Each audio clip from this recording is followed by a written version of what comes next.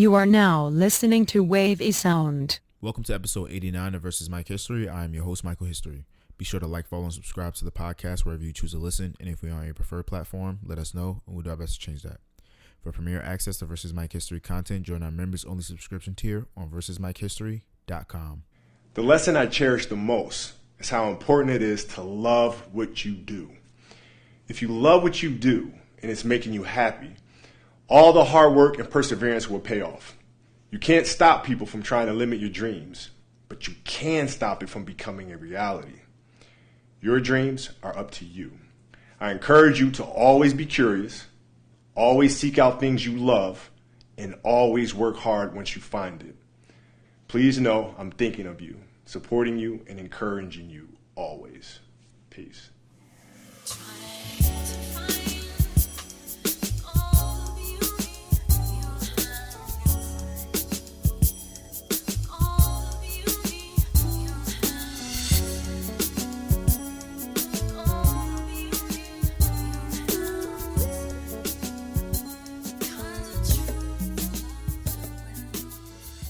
Peace, family. We are back for another episode of Versus Mike History. Feels like I'm going so long without talking to you guys, honestly.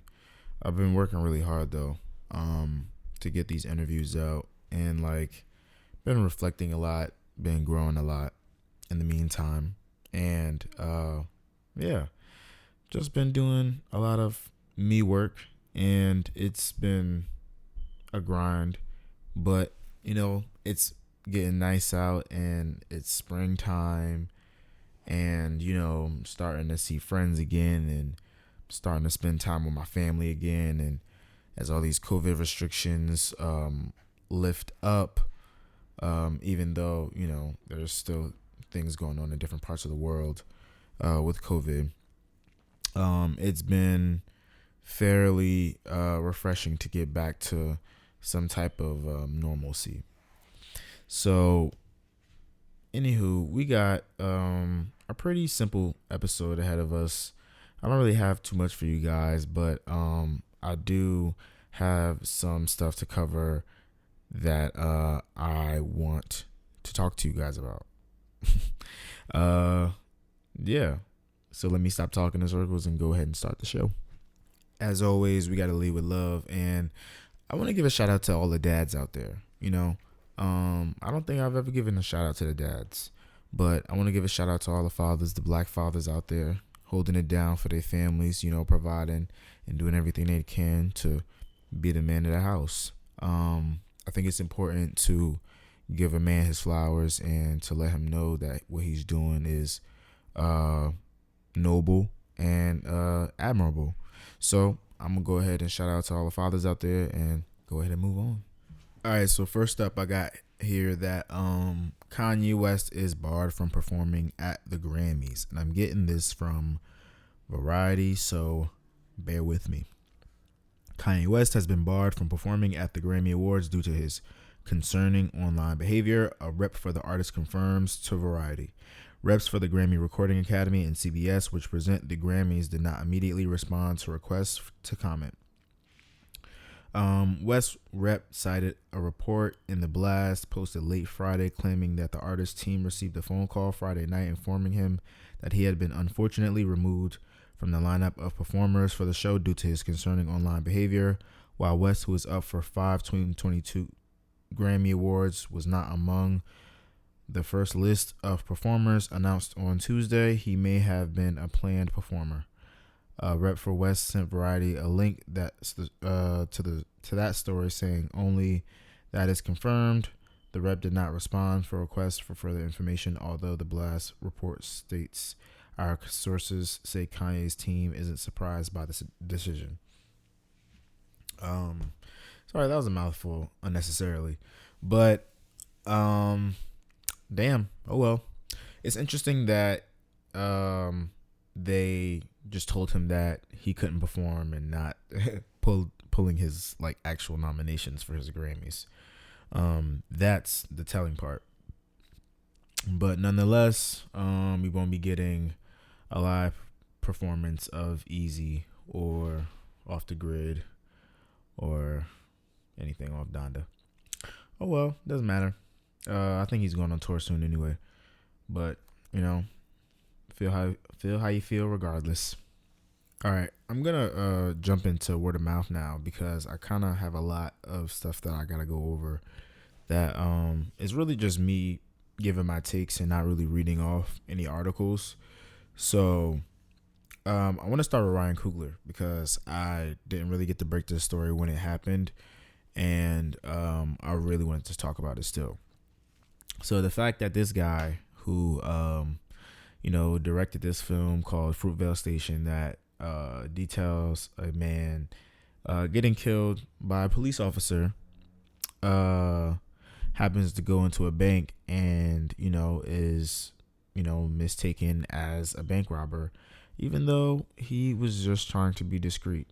And he almost lost his life because the footage was released on a body cam from the cops' body cam that when they approached him in the bank, the cop immediately drew his weapon, even though he was calmly standing at the teller's window. So not only did he go to the bank, give the teller his identification and his bank card, he also gave the teller a note saying, "Can you give me my money and count it discreetly?" It was a large sum of money. I believe it was $12,000. The teller still proceeded to call the police after discussing with her manager what had happened, and this is what it led to. And I just don't understand how in America we could still be here, especially in the direction of somebody who is extremely prolific, because not only did he direct that film, but he also directed Black Panther, which is one of the most successful Marvel films to date. It's just ridiculous, and I hope that in my lifetime I could see us grow out of it as a society. That's really all I can say, because it's flabbergasting and angering, to be perfectly honest. But yeah. And I'm gonna go ahead and move on with the Jussie Smollett situation. So I could have pulled up some articles about this, but I just want to give my personal opinion about the whole situation. First and foremost, I don't wish that any person, man or woman, black or white even, go to prison, because prison is a diabolical construct, and my people especially go there in droves.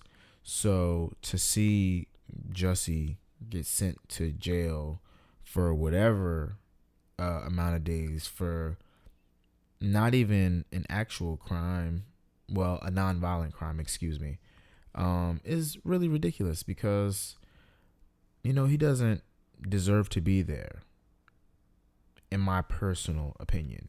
Now, what he did is absolutely ridiculous, and it's not excusable in any type of way, shape, or form. I'm not trying to defend that. It was stupid, it was reckless and irresponsible and foolish and everything else. But regardless of that, I don't think that the man deserves to sit in a jail cell because of it. At the end of the day, no one was hurt. It was, a false police report. And that's just really what I have to say about that. I don't want to go too deep into it, but that's just my take. Like, it's just, why does he have to sit in the jail cell? That's ridiculous. So, he was sentenced to about 5 months in jail, but after about 5 days, he was released. So, now he's out, and that's that. And I hope we could just put this whole thing behind us, because honestly, this story is so old that I don't even understand why we're still covering it. And, I'm part of it now, I guess. So, yeah.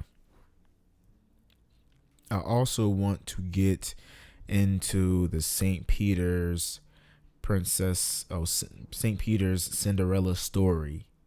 So St. Peter's is now in the Sweet 16 after defeating Kentucky and Murray State.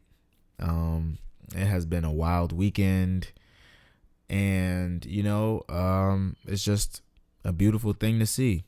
New Jersey on the map, Jersey City specifically, and their coach, had some very, very beautiful things to say about his staff and his players. So that's a beautiful thing to see, man. Shout out to them. Shout out to St. Peter's. Go Peacocks.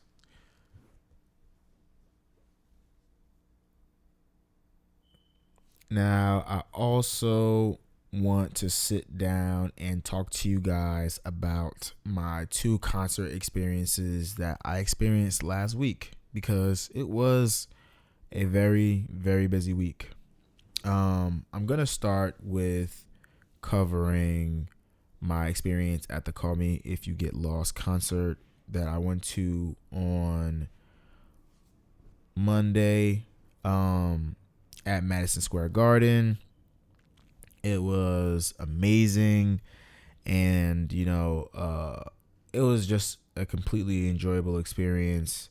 Tyler's set was fantastic, and Kali Uchis and Vince Staples and Tizio Touchdown all opened for Tyler. And I didn't get to see Vince and Tizio, but I did get to see Kali's set, and her set was so phenomenal, man. Like, it was great. And I just had a really great time. Had a really, really great time. And then on Thursday, I had the opportunity to go see Jazmine Sullivan at the King's Theater in Brooklyn on her Hotels tour. And man, that was a vibe. That was a whole vibe, I gotta tell you.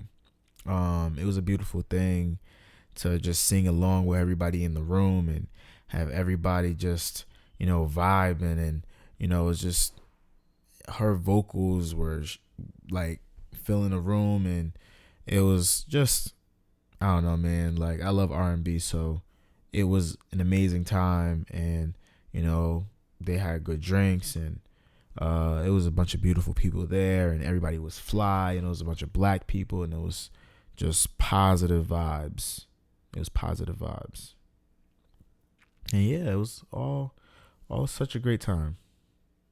All right, time to get into some new music. So I have here that Tana Talk 4 from Benny the Butcher dropped. Jesus, Benny, man. Benny is still at the top of his game. It has been beautiful to see him ascend into a star and just become, one of the great rappers in the industry. Like, it's a beautiful thing to see. So yeah, shout out to Benny. What else we got here? Chevy Woods has a new album out called Big Wood Season. What else we got here? Juice WRLD fighting demons. We got Ciara the Kid with The Shadow in the Shade. And that's pretty much it for albums. I'm gonna go ahead and get into some singles. So for singles, we got new Joyce Rice and Kaytranada called Iced Tea. That song is a vibe. We got new Nigo and Lil Uzi called Heavy. I rock with that song. A little drill, Lil Uzi on some drill. Sid and Lucky Day with Seba. Oh my goodness, this record is fire. This record is so good. I can't wait for Sid's album to come out, man. It's been a while since we've had some new Sid, so shout out to her. We got some new Mahalia with Whatever Simon Says. I really like this song. I really do. It's really good. We got Asja and Mozzie, What They Want. I like that record. We got Coyle Ray and Nicki Minaj with Blick Blick. I like Coyle Ray's part, but I'm not sure if I like Nicki's part. I don't know, man. I don't know if I like Nicki's verse.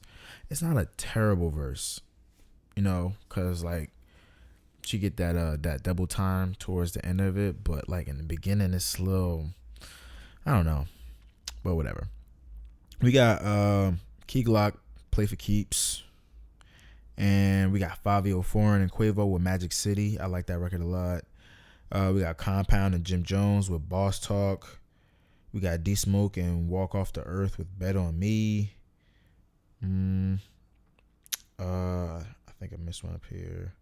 Oh yeah, and then we got Bryson Tiller, David Guetta, and Joel Curry with What Would You Do. I didn't hear that record, so I didn't. That's why I wanted to say it last. But yeah, that's it on music. Okay, time to cover some television trailers and TV. So first up, I want to cover the Ms. Marvel trailer. That was really dope. Shout out to Jersey City. I don't know if I talked about this in the last episode, but I hope. There's no way I could have. Yeah, there's no way I could have. But yeah, the Ms. Marvel trailer was really dope. It more so focuses on the character of Kamala Khan as a young teenager being a fan of the Avengers, Captain Marvel specifically. And, it shows glimpses of her using her powers and certain situations that she may get into that involve the plot. But it focuses more so on the character specifically, and I like that. And the DNA of it just feels fresh and young.